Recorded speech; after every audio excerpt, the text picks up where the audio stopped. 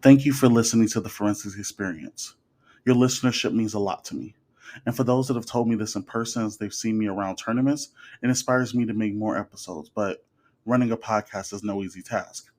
If I want to accomplish my goal of releasing weekly episodes, I need to allocate time that mimics close to a full time job, which is why I need your support.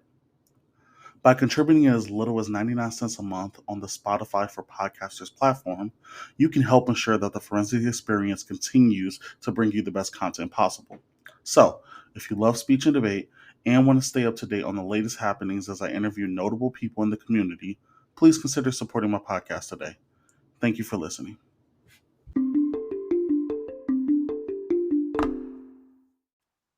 What's up, everybody? It's Dante, aka the Forensics Guy, and you are listening to the Forensics Experience, the podcast where we discuss topics in the speech and debate community with the world's most influential coaches, students, and alumni in the activity. And today, y'all have no idea. I am beyond honored. I am sitting with Anthony Bolden, the Anthony Bolden. Y'all have no idea. I'm excited. So I'm gonna not even. It's not even worth my introduction. I'm going to give this man the most opportunity to introduce himself because he has done so many things in the speech and debate community, and I'm excited for you all to hear about it. So, Mr. Bolden, please let us know who you are, introduce yourself, and tell us what do you do for the speech and debate community. Thank you, Dante. First of all, it's an honor to have even been considered to be a guest on the show. I'm excited to share my story, talk a little bit about what we're doing here in Chicago. As you said, my name is Anthony. I serve as the executive director for Chicago Debates. For those who don't know, we're Urban Debate League based in Chicago. And we're doing what I think is some pretty incredible work, currently serving almost 90 schools. I think we have 88 schools, more than 1,000 students this year. So super blessed to have the opportunity to make a big difference in the city of Chicago, especially a city that has such a plurality of youth development activities that students can choose from. I am a non-debater, which means that I did not have the opportunity to debate in high school or college. It wasn't offered.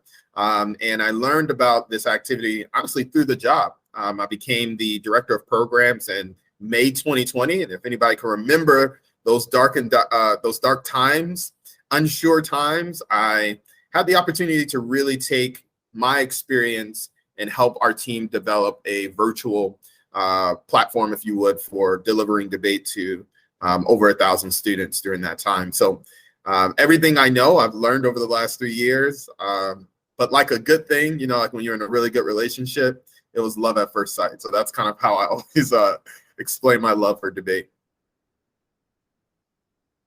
Awesome. That is super amazing to hear. And I think it's really interesting. I love meeting, I think maybe one other person on this podcast I've had on where they're doing something in speech and debate as an adult, but they didn't do it as a youngster. And that's really cool to see because, yeah, I mean, as someone who loves this activity, I love that it's still reaching people, even adults. So it's great to know that there's just a continuing growing number of people who are interested in speech and debate and everything. So I want to talk a little bit about Chicago Debates first. So when it comes to like the organization as a whole, I know you're an Urban Debate League. So I guess I don't know if you're the best person to answer this question, but I'd love to see is why specifically debate? I know that speech and debate for anybody who is, my listeners are probably like, speech and debate incorporates a ton of things from poetry to general public speaking to debate as a whole. So do you only do debate, and why only debate? And are you potentially looking at changing that in the future? Yeah, Dante, you're asking a really great question. That was the question I asked when I first joined Chicago Debates. We've been around for almost 26 years now. And during that 26-year history, we've partnered exclusively with Chicago Public Schools. And what we've done with them is partnered by really taking over all of their debate curriculum engagement activities. So what we do is we'll go into a school, we'll recruit a coach or a principal and say, hey, we want to start a debate team. Here are the benefits, et cetera. And then there's a team there. When we first started doing that, policy debate was what we did. And for over 23 years, that was our bread and butter. We were, and have been for a long time, the largest urban policy debate league in the country. And then here comes this boy named Anthony, who's like, why do we only do policy debate? So my former executive director, her name was Dr. Toynette Gunn, she had recently shared that when we were embarking on a strategic plan, one of the things that came out of that process was that the program needed to evolve. We needed to offer more activities for students because, unfortunately, what we noticed both on the national circuit side, but definitely on the UDL side, was that policy was starting to wane. It was starting to die a little bit. And we found that some of the topics, frankly, weren't that interesting to the students that we were engaging with. We knew it had an academic benefit, but if a student has the ability to choose what they want to do, and maybe this year, like our topic this year is NATO, maybe they don't want to talk about NATO, and maybe they want to join the drama club, then they're going to choose drama over debate. And what we realized was you can do all of those things with speech and debate. So now, as of, I guess in 2021, we rolled out public forum. In 2022, we added our first speech program, or activity for students to choose from. So now we do policy debate, public forum debate, and original oratory, which has been a lot of fun. And really what we're trying to figure out is what is the future for Chicago debates? What programming really fits the needs, not just of our students, but of the education system. We want to be a solution to Chicago public schools. So whether it's, hey, we need our students to increase their writing skills, well, debate and speech can do that. We want students to increase their critical thinking skills, well, debate and speech can do that. So I feel like we're on a journey of discovery. We love policy. We're always going to do it as long as we can, but it won't stop us from trying to find other activities, because I think it allows you to tap students that maybe debate might miss because for whatever reason, that's not their thing. I love that answer. And I think that's great. I love that you all are on a slower trajectory to get to that point where hopefully you can have every event that exists. And it might not be immediate right now, but just the want to try to add more to that and not necessarily have it be so exclusive in one event is a big thing. So I definitely appreciate that answer. I want to stick on Chicago debates a little bit more. And I want to just kind of figure out for people who are listening, all of my listeners know that one of my big things is how can I work with the community to increase its accessibility, inclusivity, diversity, equity, inclusion, everything for speech and debate. And I guess in general, what kind of like DEIS like methods are Chicago debates implementing? How are they, being the best that they can be when it comes to that general regard and making, that speech and debate feel, good for everyone? I think that's the best way I'll kind of word that. Yeah, no, that's a really good question. I think I want to start thinking about this first from like an organizational point of view. Most recently, we engaged with a consultancy firm called the Morton Group to really do a evaluation of where we kind of stood, if you would, as an organization. So they came and did what they called their READY strategic plan, which stands for racial equity, access, diversity, and inclusion. And they help you build a strategic plan on how you can build in areas that you are weak as an organization. One of the things that we recognized, and I think it's always been an undertone for us, is the greatest challenge for debate in general, especially for urban debate leagues, is the challenge of access and equity, but definitely access, right? We want students to have no barrier for engaging in the activity, right? So during the pandemic, we saw that the biggest drop in participation that we had were students who didn't have a quiet space to debate, didn't have reliable Wi-Fi. We had students debating. Some of our kids would have to go and debate at their local McDonald's or the local library if it was open. But you remember during the pandemic, a lot of things were closed. So we didn't have that opportunity. And we wanted to create easier ways for students to be able to access the activity. So during the pandemic, we created a way for people to literally dial in and debate from their phone. So we know anytime you set a Google Meet or Zoom, there's a phone number attached to it. You don't need the internet.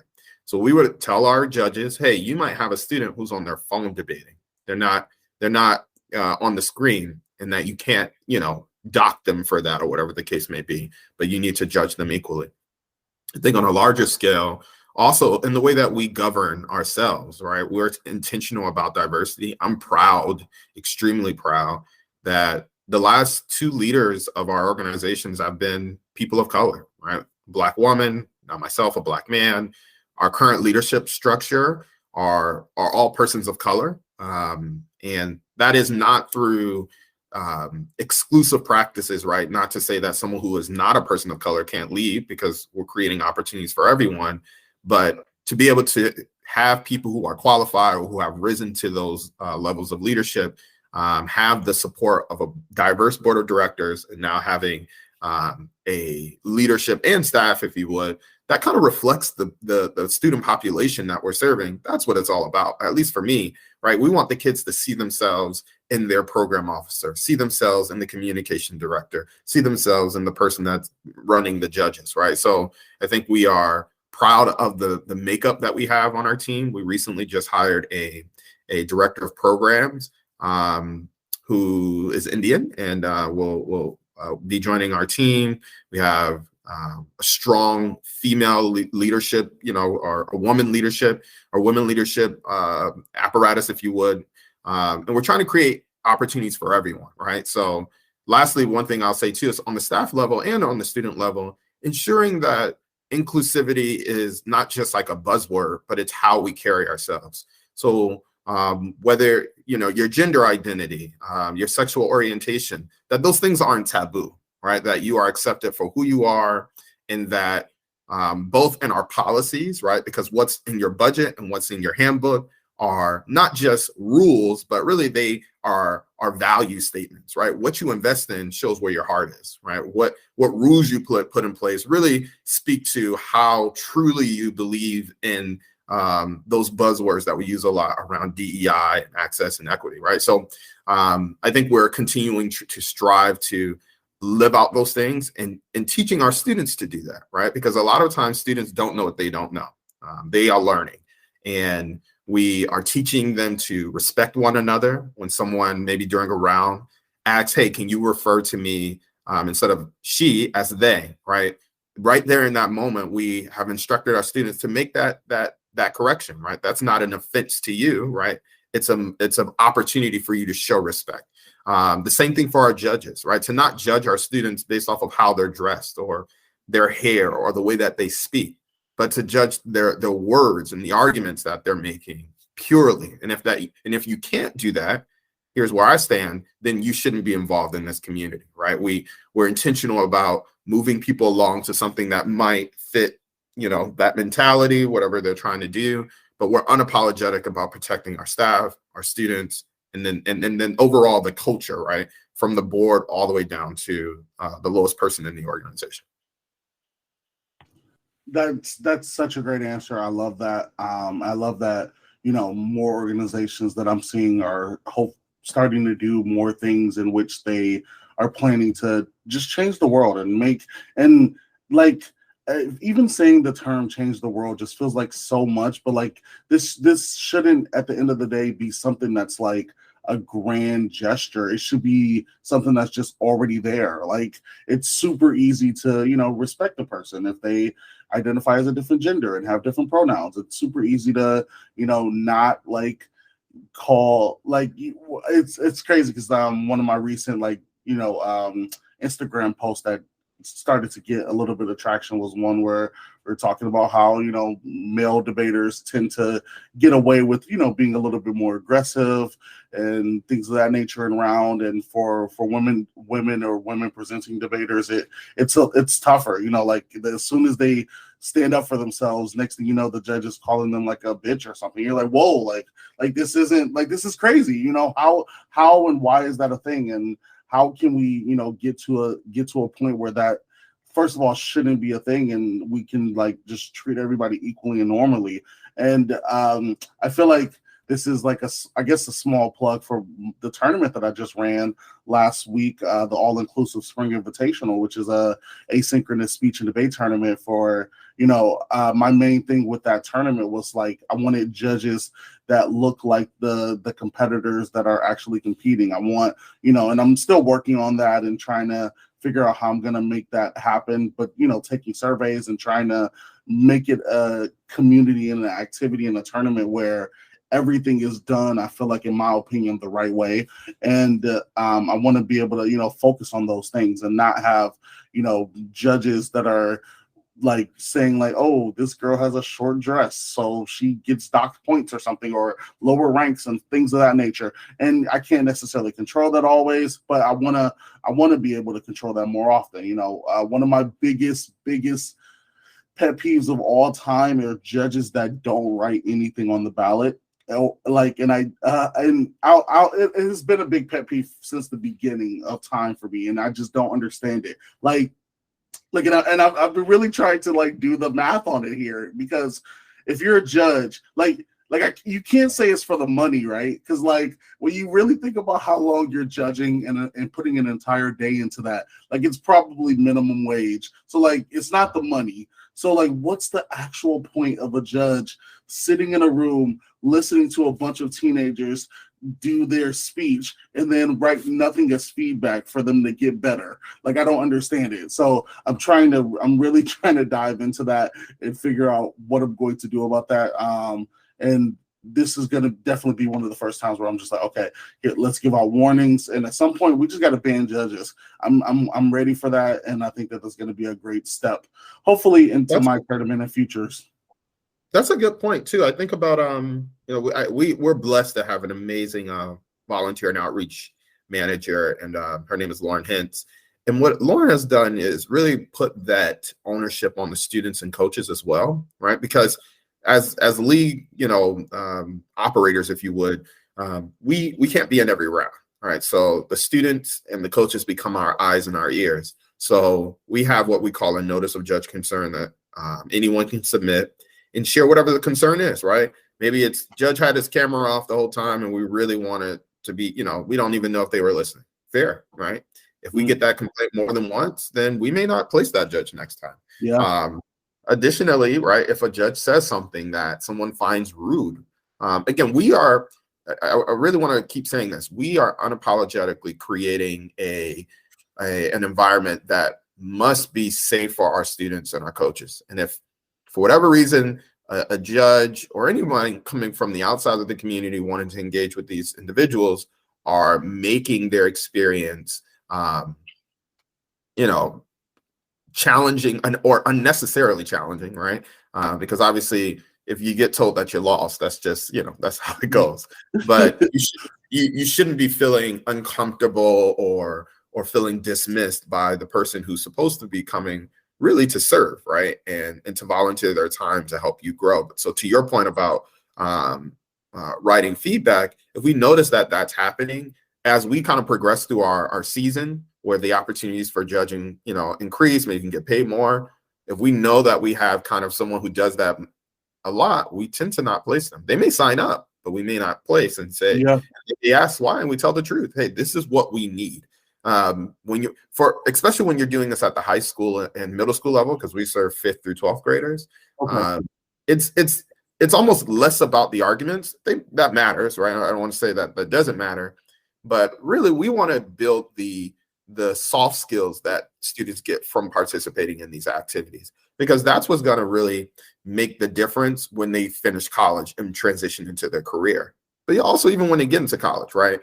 Is it public speaking? Is it the way that you organize your argument? Those things are helpful. Even if you, like myself, my first few debate rounds, I couldn't tell you any feedback about the technical analysis of your argument. I didn't know what to say. But what I could say is, hey, one of the things that you might want to consider, if I share at the beginning of a round that I'm new and you come and spread and I can't understand you, I can't fairly judge you.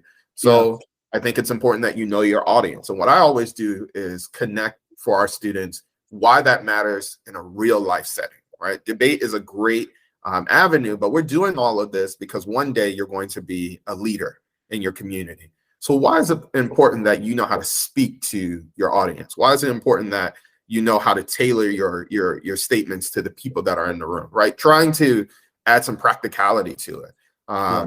So if you are judging, you're listening, you really have to understand how powerful your opinion is to the student, because you become almost like the unbiased evaluator for them. So they take your words and your opinions to heart, and they want to use that in the next round. If they don't have anything to build on for the next round, then they kind of feel lost, right? So I'll digress on that, but I think you continue to do what you're doing. It sounds like an amazing initiative, and I think all of us who have the opportunity to run leagues, run teams, be in leadership in this work, we can all make small change and eventually change the debate world. I think it is possible. It just, change takes time. Absolutely. Appreciate that sentiment. We're growing judges in the way they need to cultivate.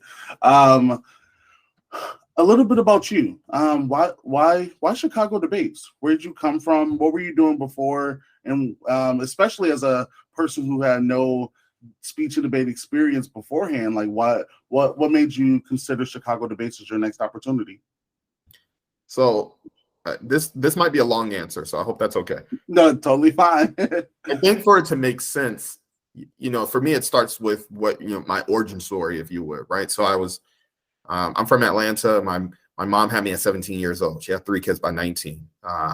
So you can imagine my life was a bit rough. Mom didn't have a college degree or anything like that.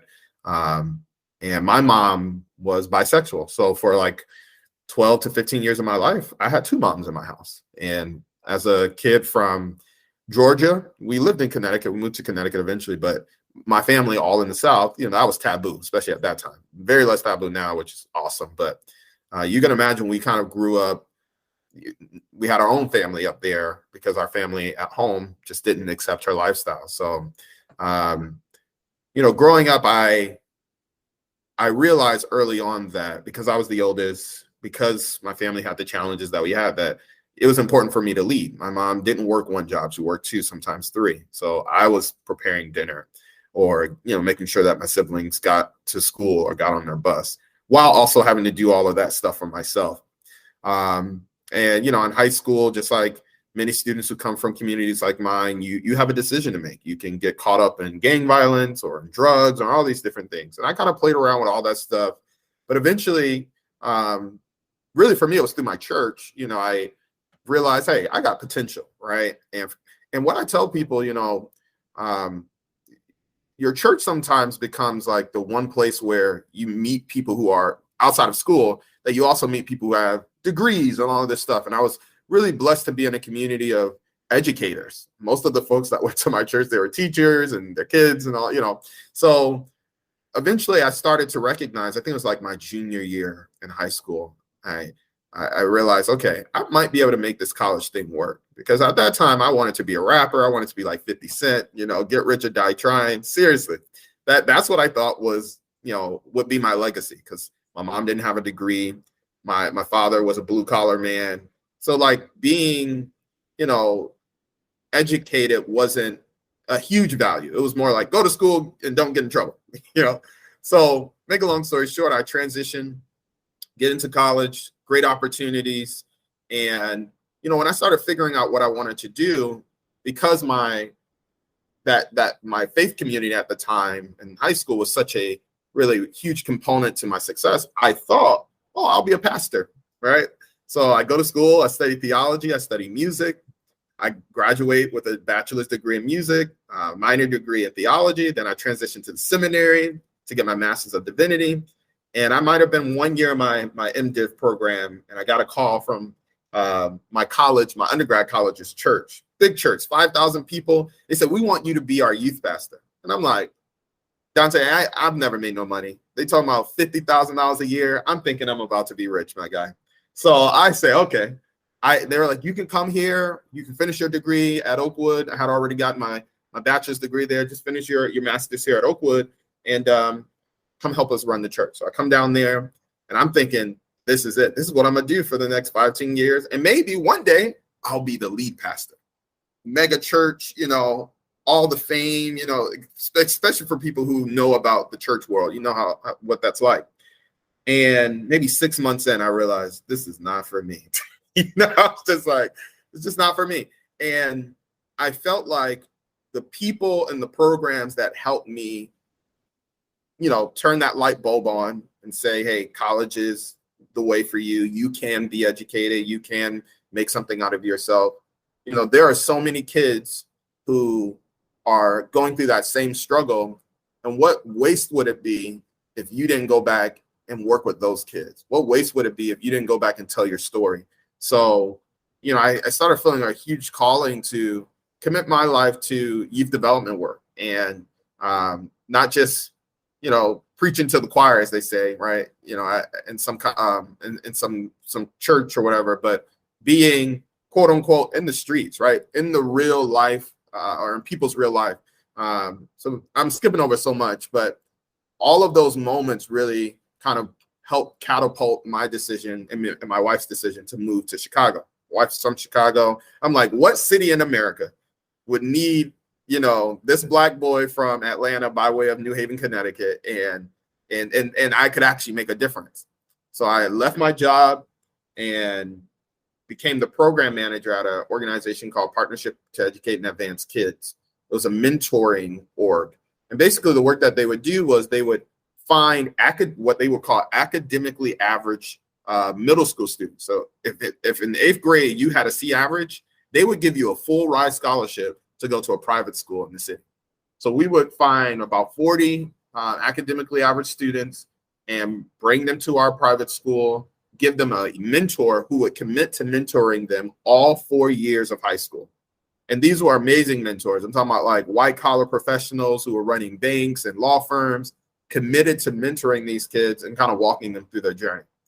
Well, while I was working there, I met this woman named Dr. Toynette Gunn. Dr. Gunn says, I used to work here too. And now I work for this place called Chicago Debates. I'm like, what's Chicago Debates? She's like, it's a debate organization. She's like, are you looking for a job? I said, no, I'm gonna start my search soon, but so she was like, let me know when you start looking for a job. So I started looking for a job. And throughout this time, she starts to mentor me. And I think she had like a manager role. And I'm like, well, I don't know if that's for me because I don't want to take a lateral role. I want to move up. I want to be a director. I'm already a manager now. She says, okay, that job opportunity passes. She comes back again, Dante, another manager role. Hey, do you want to work for me? I got a volunteer manager role. I think you would be perfect for it. And I'm like, no, I don't want to be a manager. I tell her no the second time. Now, mind you, we're still friends. She's not upset. Maybe a year later, I get a call, actually a text message from her. And she says, my director of programs position open and you must take it. This is the job for you. And I sat there thinking, I'm like, okay. And eventually I said, yeah, I go through the interview process, get the job, and the rest is history. So when people always ask, like, how did you end up in debate? Honestly, I fell into it, right? I didn't know anything about debate. And even through my interview process, I'm like, I know programming, I know team leadership, I don't know debate. And you can imagine my staff was like, what is she doing hiring this non-debater to run our debate program? I'm sure my coaches thought the same thing. But I think the beauty of the opportunity of being able to lead this program, one, it allowed me to grow in an area that I didn't realize I needed to grow. It gave me access to an activity that, frankly, I didn't know existed outside of the movies you would see on television. And when I tell people, why I do this, it's because I've worked with a bunch of programs throughout my life, right? I've done all types of youth development work, but debate and speech and these activities, they actually work. When you can take a student's participation in both what is a competitive and an academic program and kind of, sync those, if you would, I mean, I think the sky's the limit of what you can do with it. And now when I look at like our success stories, one of our board members, his name is Sharon Mitchell, was in our program, one of our first schools.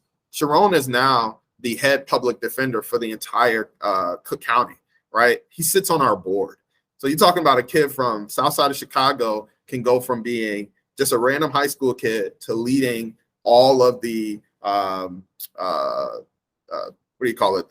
When you can't pay for your attorney, the work, work can't come. All the public defender, right? Like that's the work that he does. Thank you.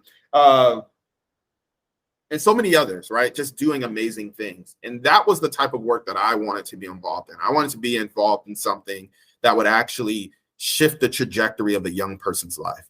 That they could say, because of this thing, this is why, I'm successful today. Because that's what it was for me, right? It was being involved in music and in the choir. It was being involved in, a different type of oratory, but public speaking through preaching. And I used to do a bunch of oratory contests. All those things really helped me find my voice and gave me the confidence to, bet on myself and shoot for things that maybe for other people it wouldn't work out, but I just had the faith to believe that it, what's for me is for me. So that's really what I try to instill in my team. That's what I try to instill in our students. Right? I'm not preaching or trying to baptize anyone. What I am saying is we will be evangelists for Chicago Debates. We will be evangelists for our students, and we will tell this story and make sure that anybody who has money is investing in our kids. Anybody who has means and a space for us to debate in is opening up their space so that our kids can have access to it. Last weekend, we debated at the University of Chicago in their beautiful Rockefeller Chapel. That was through advocacy, saying our kids deserve to speak in these beautiful spaces. Why not, right? Not when they finally get admitted to the University of Chicago, but when they're students, so that because they're speaking there, they begin to believe that, I could go to this school. I deserve to be in this space. So I'll keep rambling on. I'm gonna stop now, but that's the engine that kind of keeps me going because I know it works. I love that. I love this answer. I love the one thing that I really harped on was just like being an evangelist for speech and debate, and it's always been kind of my calling, my thing. My goal is I want a world where like speech and debate is literally in every school.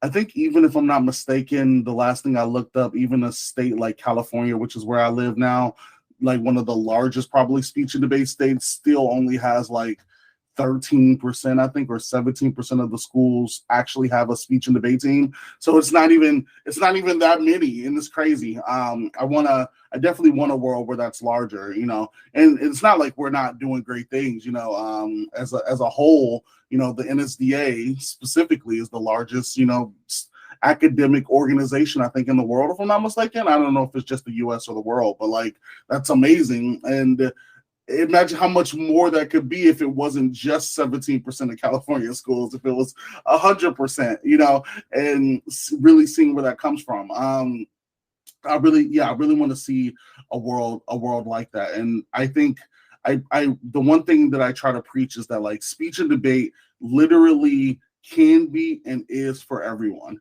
It is the only thing specifically that I have ever seen in my life that I truly think can be for everyone. Like no matter what it is, we can tailor it to you. And that's kind of the one thing that I preach in my evangelism. Like you might be a kid who's like, I only love basketball. And I'm like, oh, that's great. Let's write an oratory speech about why NCAA players should be paid. Exactly. Come on, that's good.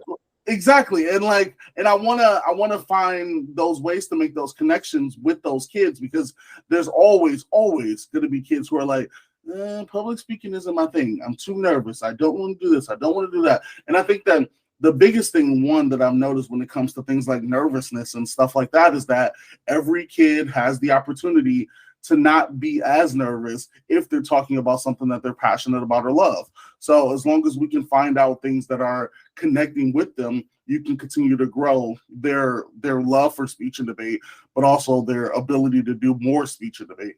And I think that's super important. Go ahead. That's good. And here's something that I've been kind of pushing my staff on, and even some of my coaches. We traditionally engage students in our debate league from September till about April, right? And that's a long time to be engaged in an activity. And I think the opportunity for leagues all around the world, schools all around the world, is figuring out how do we create shorter or smaller touch points, if you would, for students to engage in this activity. so that at least, even if they're not the one who does the full season, but they spent a month developing this speech, developing on this topic, and then participated in one competition, they'll have some connection to why this is important, right? Yeah. And maybe for some of those students, if it's 100 students, maybe 20% come back, maybe 20% never come back. And, like, there's still a win there, but it allows us to still touch more students throughout, in our ecosystem. I think sometimes we kind of miss that opportunity because we're like, join our team, be a part of our team. And a lot of students are making the estimation that if I'm on this team, then I can't do soccer or I can't do that. Mm-hmm. And I think what we can do is be as flexible and innovative as we can and say, you can do both, right? Yeah. Get your sport thing, but you can also do this speech program. Yeah. So no, I love that you mentioned that. So the one thing that I think actually kind of speaks to that is, like, I always forget that, like, speech and debate does not look the same everywhere in the United States. It is so different that it's crazy. And I'm from Milwaukee, Wisconsin, so that's where I grew up. My story is, like, very similar to yours. Like, my mom had me at 17 and a bunch of things like that. It's just, like, really interesting, just hearing your background and stuff, and just kind of seeing where that comes from and seeing the similarities. But when it comes to speech and debate, like Wisconsin, for example, Wisconsin is like the birthplace of speech and debate as a whole, basically, Ripon, Wisconsin. And, like, so there's a ton of different leagues that we have that do a lot of different things, but in the general respect of it, like, debate typically runs from, like, September to, like, December or January, and then the speech stuff runs from, like, January to, like, maybe April or May or something. So I like that I kind of like that's separate. But then I can't lie, when I came to California and got used to the year-round thing, I really thought that was really great too. So there's a lot going on. I wish it could just be a year-round thing and people could just kind of come in and out whenever you kind of please, basically. But I know that there's a lot of things to kind of think about in terms of, like, the organization for stuff like that. But I do love the idea of, like, making really shorter, smaller, like, spurts of speech and debate, and getting someone to say, hey, here's your opportunity to do this thing for a month. Here's the final competition. Get the chance to get the feedback you want and deserve. And then if you really like it, continue to go, continue to do more things in it. And I want to make sure that that's one of the things that people are, able to do. So I guess the only thing I want to mention that I think is really interesting is, a lot of speech and debate academies, and that's a really big thing in California. There's, like, all those for-profit academies literally everywhere. But I love the way they kind of teach it, where, some organizations will say, like, all right, for the first couple weeks, we're going to do impromptu, and then we're going to lead into the next thing that's, like, a little bit more than that. Maybe it's like OI or something, and then we're going to actually get to do, like, maybe informative or oratory, and just, like, taking it step by step, because it's a kind of a way to just get to do everything. And I forget that, like, I mean, there's so many different events in speech and debate, and some people tend to just stick with one or two, but it would be great to have an opportunity or some type of class, or however you work it, so where students literally get to taste each category, like, just sample it, see if they like it, and then there's an opportunity for them to go further with that, if they want to do whichever one they really love for the larger perspective. But I loved your answer, and this was great, and I'm glad we kind of got the opportunity to talk a little bit about that. So I have a couple of shorter questions before we kind of end that I want to just kind of get through. So the first thing, that my favorite question to kind of ask is, so for I'm trying to word it differently now, because I forgot you don't have the, like, younger speech and debate experience. So, like, let me switch it up a little bit. So I'm actually gonna say, what's your favorite speech and debate movie or TV show? Do you have one? yeah, see, I'm at a disadvantage here. Yeah, I don't know, man. I've been told about movies, but I'll be honest. I'm very generic in that I've only ever seen that one Denzel Washington movie called The Okay, Great debaters. Yeah. which I believe is what, like, parliamentary debate is what they're doing in that movie. It's been so long, I don't fully remember. I think it was Parley though. I Yeah. remember 3 kids on the team. So yeah. But I heard that there is a movie or a show on Netflix or something that one of my team members told me about that I said I would check out, but I kind of forgot. I really hope it's I really like Candy Jar. That's what I think it was. Candy Jar. Yeah, Candy Jar is good. And the main guy from it, what's his name again? Candy. I think it's hold on, I'm trying to remember. It's Jacob Lattimore. He's from Milwaukee, which is super cool. I've been trying to get him on the podcast, Steve. But he's like it's a really good movie. I think whenever I talk to some kids, they're like, "What? There's speech and debate movies," and I'm like yeah, like just like the basketball movies and stuff. There's literally a big list. I'm actually working on I just want to make a comprehensive list for anybody. So show you any random TV shows that incorporate speech and debate in some way, or random movies and everything. There's a lot of good movies though. Probably my favorite speech and debate movie of all time right now was Rocket Ship. It's a really good movie. It's about a kid who I'm assuming he does policy.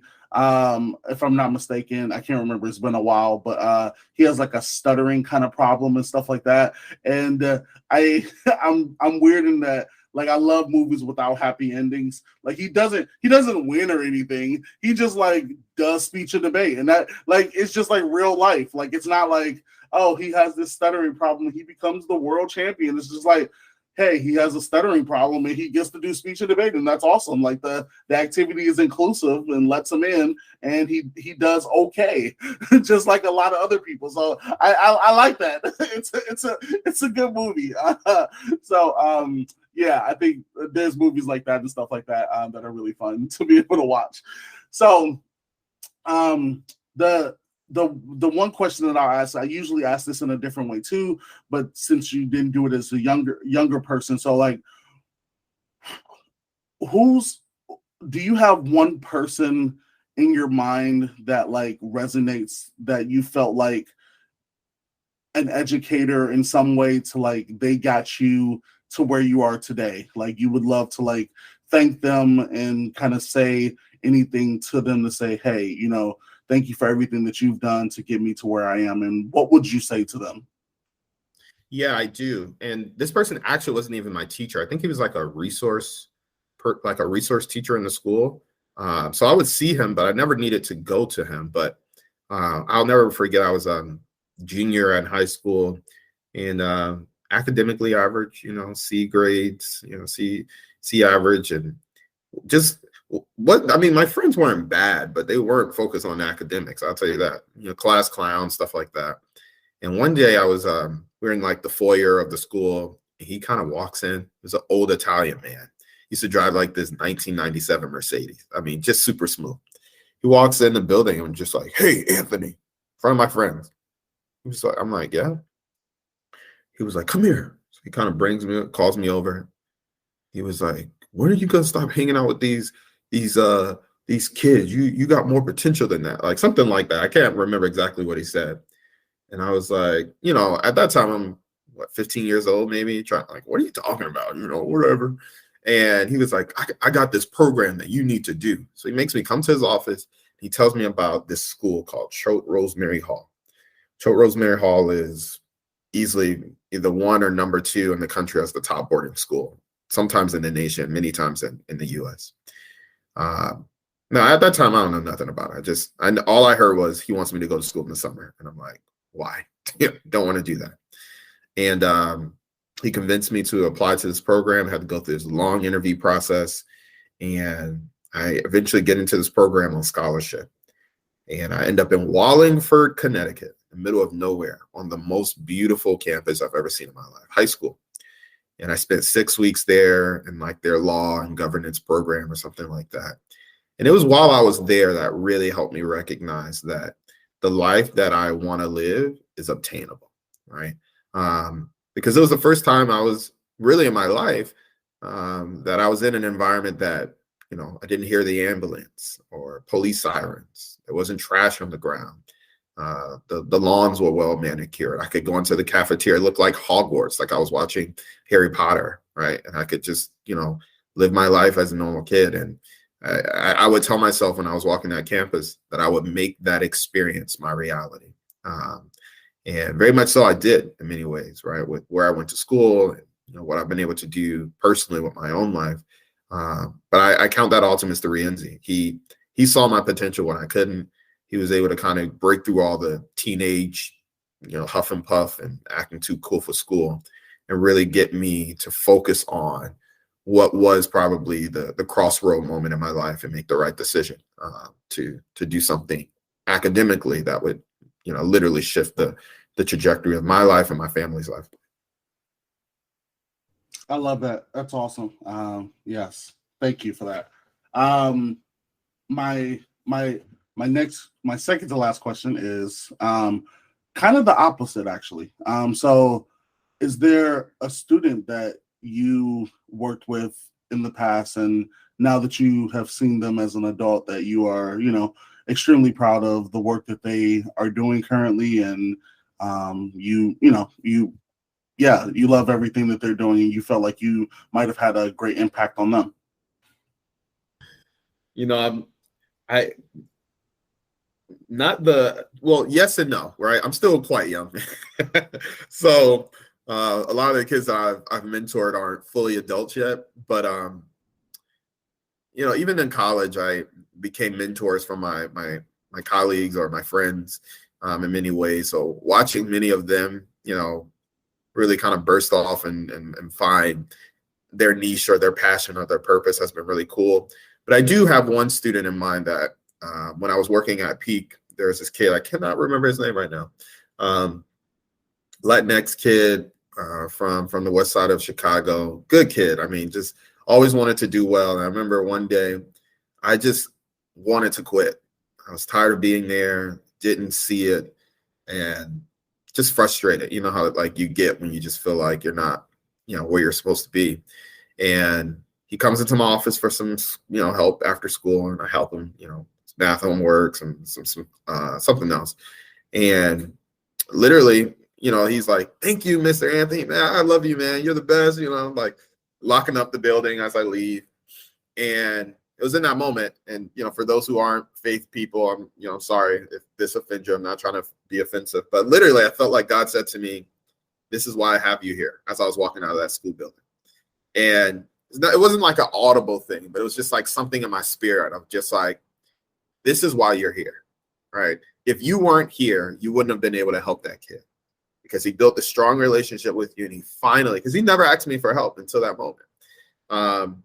And, he's a good kid. He's still doing good. And, I know he's going to do great things once he's done with college, but just,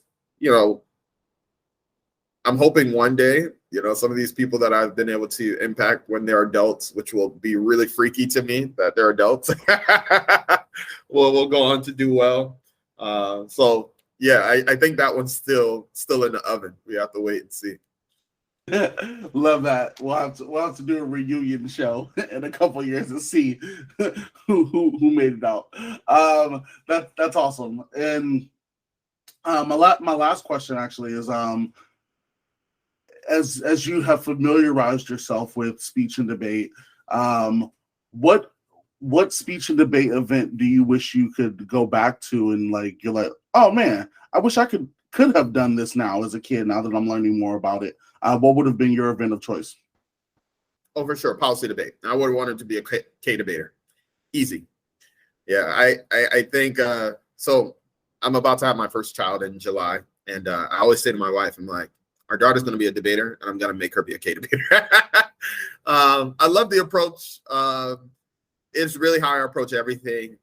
Let's take everything out of the box and really ask ourselves, do we have to have 2 choices or 3 choices, right? And is any of this even relevant, right? And put ourselves on a better track. So policy. And then I think honorable mention for part 2. I always did a lot of oratory, but I would have loved to do impromptu.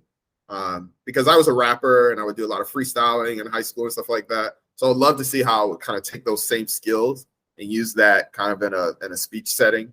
And then they always say there's like some acting opportunities too. I don't know the activities by name, but I always feel like that's the one thing I never tried that I wish I did. Just a little bit more drama. Because when you really get to know me, I'm filled with drama. But yeah, those are kind of ones in my mind. But policy number one, I would just have loved to do that in high school. I think I would have excelled at it. Nice. I love that. That's awesome. So yeah, there are some drama ones that, yeah, I feel like I could see you doing DI, dramatic interpretation, doing that pretty well. Also, as a, like, I feel like I love the like similarities, but I used to rap too back in college. I did like some, shows and things of that nature and stuff. It was a great time.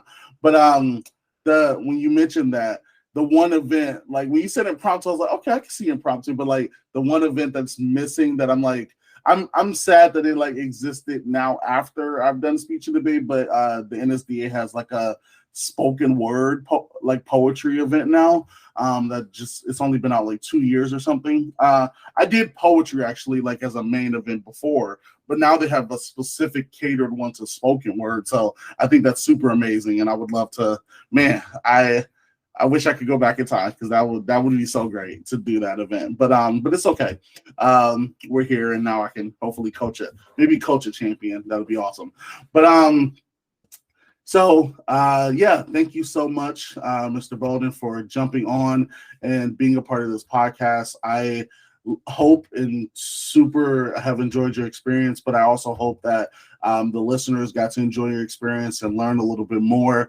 I know that people are like, oh my gosh, this guy is amazing. I need to learn more about him or learn more about Chicago debates. So where can they either learn more about you or Chicago debates or anything like that?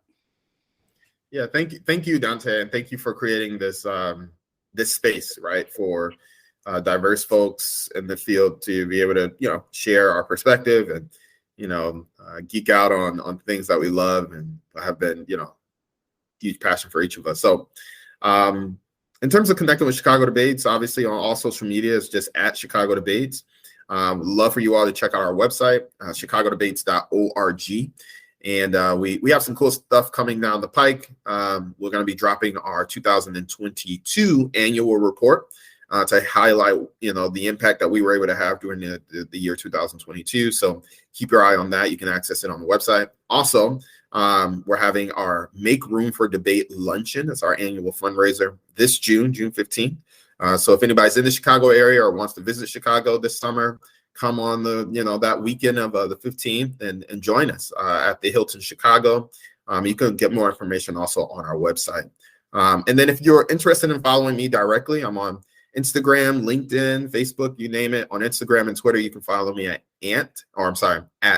Bolden, BOLDEN, _leads, LEADS. Again, that's Bolden, BOLDEN _leads, LEADS. I would love to connect with you on any of those platforms and keep you up to date on the good work that we're doing here in Chicago. Awesome. I love it so much. So yes, that is how you find Anthony or Chicago Debates. Hopefully I'm in Milwaukee and maybe can drive down in June, and yeah, that'll be really awesome.